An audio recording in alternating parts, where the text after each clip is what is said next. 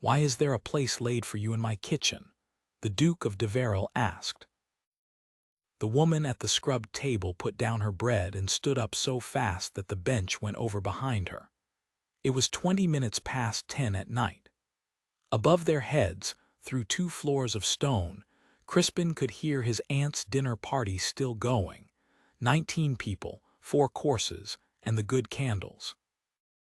"Your Grace," she said, "you were not expected until Thursday." The roads were dry. He came further in. The kitchen staff had all shot to their feet as well, and were doing that thing servants do when they wish very much to be furniture. "You are Miss Fell." "Yes, Your Grace." "You are my mother's cousin's daughter, and you have lived in this house since last February." Crispin looked at the table. 1 plate, a piece of cheese, half a loaf, small beer, at the corner nearest the scullery door, with a candle in that had been burnt down to the tin. "Is this where you take your dinner?" Susanna Fell stood very straight in a gray gown that had been turned at least twice, and looked him in the face. "It is where I take all my meals, Your Grace," she said. "It is quiet, and the fire is good, and Mrs. Denny is kind to me." Behind her, the cook's mouth flattened into a line. "For 11 months. 14. By whose direction?" "I would rather not say." "Miss Fell," said Crispin, "I have been 3 years in Naples and Trieste unpicking my father's affairs, and I came home tonight expecting nothing more taxing than a cold supper. Do not oblige me to send for the housekeeper at 10:30 and ask her instead, because she will tell me, and then it will have been got out of a servant instead of out of you, and I do not think you want that." The candle end guttered. "Lady Sowerby's direction," Susanna said. "Her ladyship's view is that as I am here on the family's charity and have no fortune and no connection anybody has heard of, it would embarrass her guests to sit down with me, and embarrass me more, and that a woman in my position is happier not being made an exhibition of." She said it evenly, as though reciting a lesson she had long since stopped arguing with. She was not unkind about it, Your Grace. She said it in front of only 2 people. Crispin stood in his own kitchen, and became aware of a sensation he had not had since he was 19 years old, which was a strong wish to break something. "Sit down and finish your bread," he said.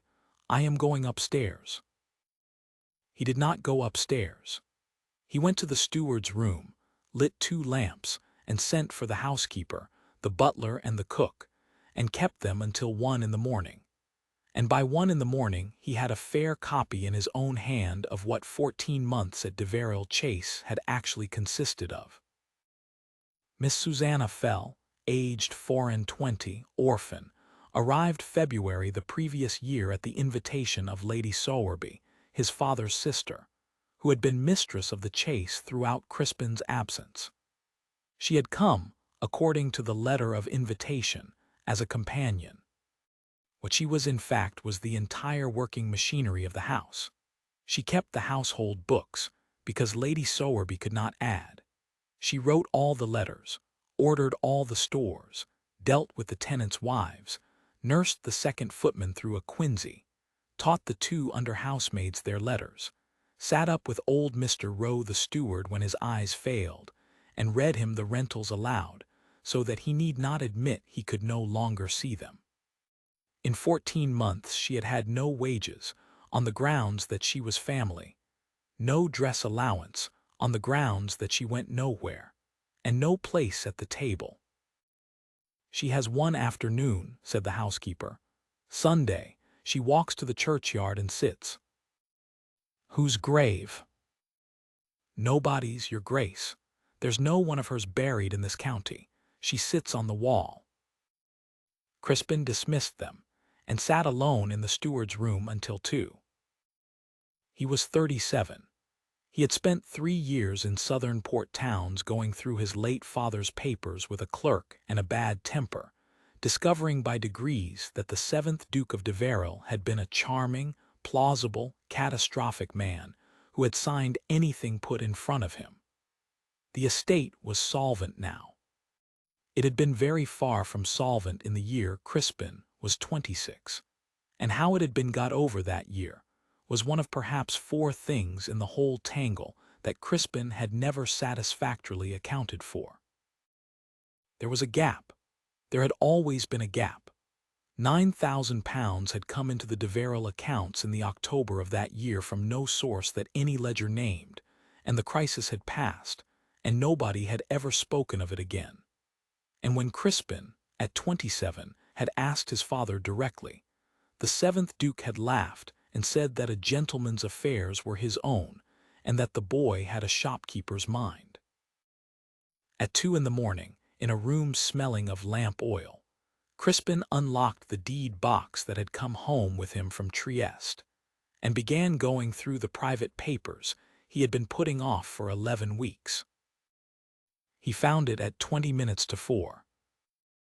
It was a single sheet, folded small, in his father's unmistakable slapdash hand, and it was not a bond and not a note of hand, and would not have been worth a farthing in any court in England, which was doubtless why it had been kept where nobody would look for it. Received of my friend those. Fell of Ludcote, £9,000, being the whole of what he has in the world, on my word alone and on no security, he refusing all security and refusing all interest, saying only that I must send for him if I am ever in such a case again. I am ashamed of this paper and shall not show it to my lawyers. If I do not live to repay it, whoever comes after me must, and must do it handsomely, and must remember that there was one man in England who did not ask me for a signature. Crispin sat with that piece of paper in his hand for a long time. Thomas Fell of Ludcote had died 4 years later. Crispin sent, at 6 o'clock in the morning, for every person in the house who might know anything, and by noon he had the rest of it out of his own steward. That Fell had been a Bristol sugar broker of no family and enormous credit, that he had lost the greater part of his fortune in the failure of the Lowther Bank in the year of his death, that his widow had died within the 12-month, and that his one daughter had been passed for 6 years between 2 sets of relations who had found her a great expense. And in February of last year, Lady Sowerby had written to that daughter and invited her to Deverill Chase, on the family's charity, as a companion. Did my aunt know, Crispin said, about the 9,000? Her ladyship was in this house in the October of that year, your grace, said old Roe, whose eyes had failed but whose memory had not. She was in the room when the money came. She said at the time it was a mercy and a vulgar sort of mercy, and asked whether the man might be got to take a picture instead of gratitude. Crispin gave orders for a dinner on the Friday. 22 covers, the same 19 people and 3 more, the plate out, the long table, the good candles. He told nobody anything.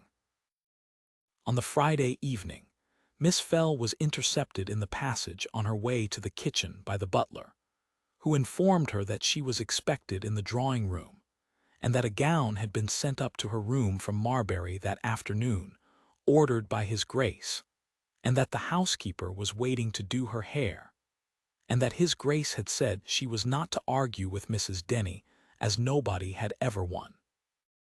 She came down 11 minutes late in dark blue silk, with her mother's small pearl cross at her throat, and a look on her face that Crispin recognized, having worn it himself in Trieste.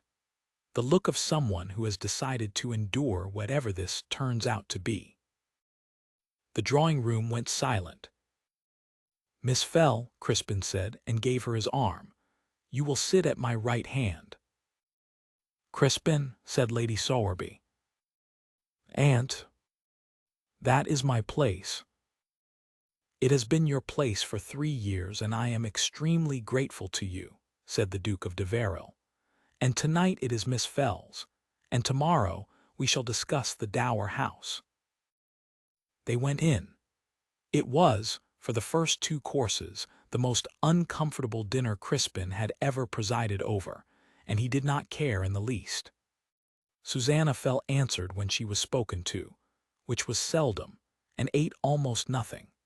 And once, when a Mrs. Vane asked her loudly across the table whether she found the chase very grand after what she had been used to, replied that she found it very cold in the north passages, and that his grace ought to have the chimneys looked at, which made the steward laugh into his wine. At the end of the 2nd course, Crispin stood up. "You will forgive me," he said.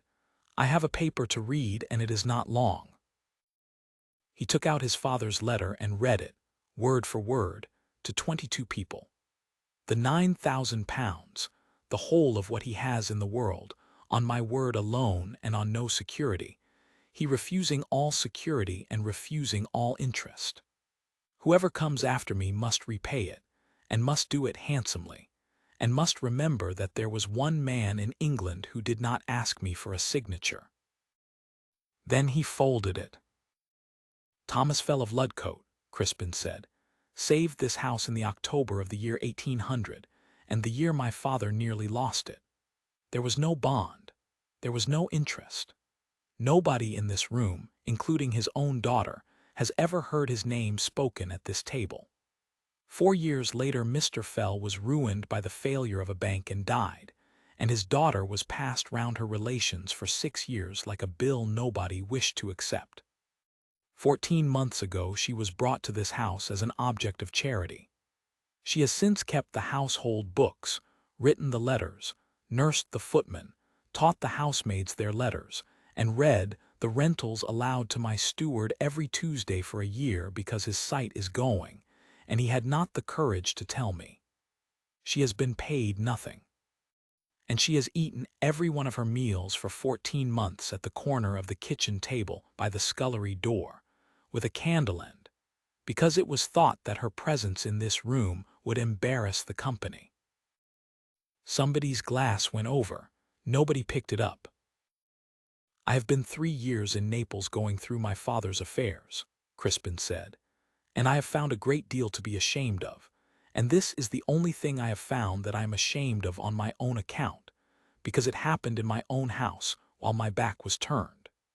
So let it be said plainly at this table once, and then not again. The family of Deverill has been living for 11 years on Thomas Fell's £9,000, and has repaid it with a bench in the kitchen. Whatever else any of you say of Miss Fell hereafter, you will not say charity. There is no one at this table with less claim on charity from me, and there is no one at it, myself included, who has behaved half so well."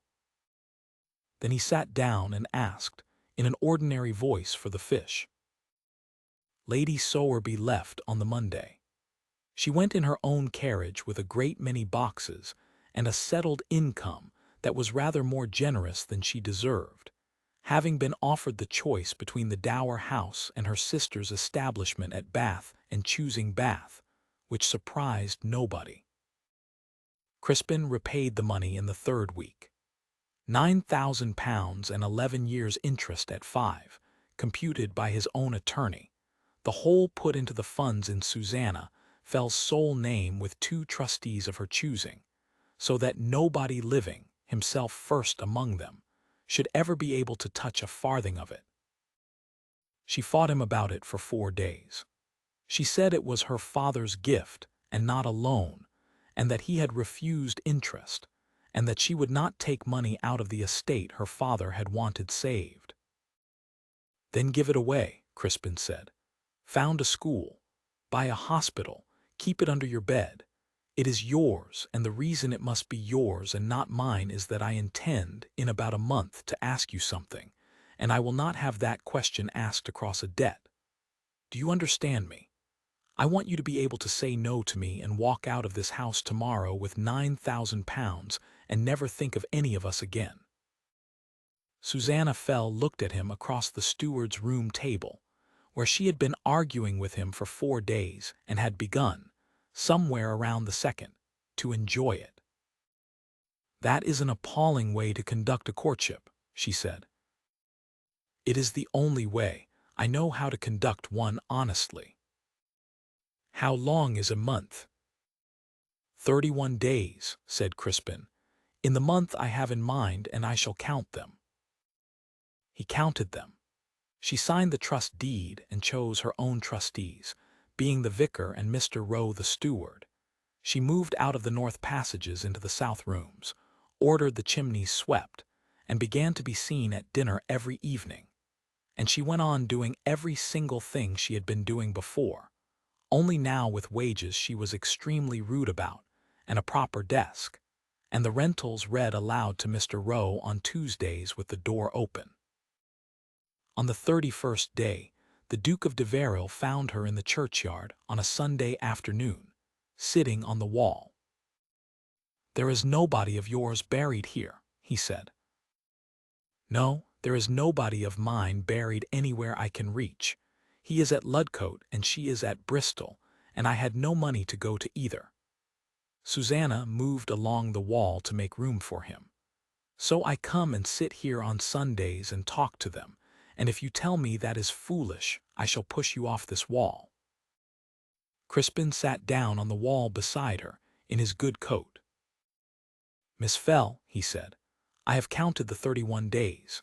Here is my question, and I have written down the answer I want and put it in my pocket so that I shall not be tempted to argue you into it." He turned his hat over. "I have known you 11 weeks. In the first of them I found you eating bread at the corner of my own kitchen table by a candle end, and standing up straight, and refusing to tell me who had put you there, because you would not be the cause of trouble to a servant. In the 11th, I have found that I cannot get through an hour of business without wanting your opinion in it, and that I have begun timing my visits to the steward's room, and that when you laughed at the picture of my grandmother, I thought about it for 2 days. I am not offering you a home. You have £9,000, and there is no house in England that would not be improved by you, and you may buy your own. I am asking you to marry me, and I am asking it on my own account, because I am in love with you, and because I have spent 3 years abroad among strangers being nobody's particular business. And you are the first person since my mother died who has told me to my face that my chimneys want looking at." Susanna Fell sat on a churchyard wall with her hands in her lap. "Read me the answer in your pocket," she said. He took it out and unfolded it. It said in his own hand, "Yes, and you are not to make a speech about it at dinner." She laughed until she cried, and then she took the paper out of his fingers and folded it up small and put it away in her own pocket, and said, "You may keep half of that. I will have you make one more speech, and one only, and it will be at the wedding breakfast, and it will be about my father." He made it. 200 people heard the name of Thomas Fell of Ludcote spoken at the head of the Deverill table, and the story of the £9,000 given on no security to a man who did not deserve it. And every year afterwards, on the October anniversary, the Duke and Duchess of Deverill gave a dinner at the Chase for the tenants and the tradesmen and the servants, at which the Duke stood up and told it again, and the Duchess sat at his right hand and let him. The single folded sheet in the 7th Duke's slapdash hand was framed and hung, at Susanna's insistence, not in the library, but in the kitchen passage, above the corner of the scrubbed table nearest the scullery door, where a woman had eaten her dinner by a candle end for 14 months, and had never once complained of it to anybody.